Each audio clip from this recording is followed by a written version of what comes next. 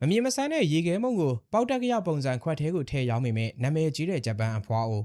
တန်းပြပါမြန်မာပြည်သက်ကြီးရေခဲမုံကိုလှလှပပမပြင်းစင်နိုင်မဲ့ပေါက်တက်ကရပုံစံအနေနဲ့ခွက်ထဲကိုထည့်ပေးနေတာတော့တမျိုးလုံးကတန်းစီစောင့်ဝယ်ရတဲ့ရေခဲမုံဆိုင်မျိုးမြင်မှုပါသလားဒါကတော့ဂျပန်နိုင်ငံမှာရှိတဲ့အသက်60ကျော်အရွယ်အဖွားအိုတာချီဘာနာရဲ့ရေခဲမုံဆိုင်လေးဟာအခုဆိုရင်အင်တာနက်ပေါ်မှာတွေမကဘဲနဲ့ကမ္ဘာလဲခီးသွားတွေကြားမှာပါအင်မတန်နာမည်ကြီးပါတယ်အဖွားဟာအသက်ကြီးလို့မျက်စိလည်းမကောင်းတော့သလိုရေခဲမုံတွေကိုလည်းစက်ထဲကနေစနစ်တကျမညှစ်ထုတ်နိုင်တော့ပါဘူးဒါကြောင့်ရေခဲမုံတွေကအခွက်အပြင်ကိုရှန်ထွက်ကပုံပြက်ပန်းပြက်ဖြစ်နေတာမျိုးတွေခဏခဏဖြစ်ပေါ်လေးရှိပါတယ်။ဒါပေမဲ့ဝယ်သူတွေကအဲ့ဒီလိုမျိုးအမားတွေကိုပဲချစ်စနိုးနဲ့အဖွားရဲ့အမှုပညာလို့သတ်မှတ်ပြီးပျော်ပျော်ကြီးကိုအားပေးကြပါတယ်။ဘာကြောင့်လဲဆိုတော့အဖွားရဲ့စိတ်ရင်းမှန်တဲ့အပြောကြိုးစားပန်းစားလောက်ကင်ပေးမှုနဲ့တစ်ခွက်ထဲနဲ့တင်ဘိုက်ဝသွားစီမဲ့ရဲရော့ထည့်ပေးတဲ့စေတနာကြောင့်ပဲဖြစ်ပါတယ်။ဒါကြောင့်မလို့စံချိန်စံညွှန်းတွေကိုမိထားပြီးလူသားဆန်တဲ့နှွေးထွေးမှုကိုဦးစားပြီးက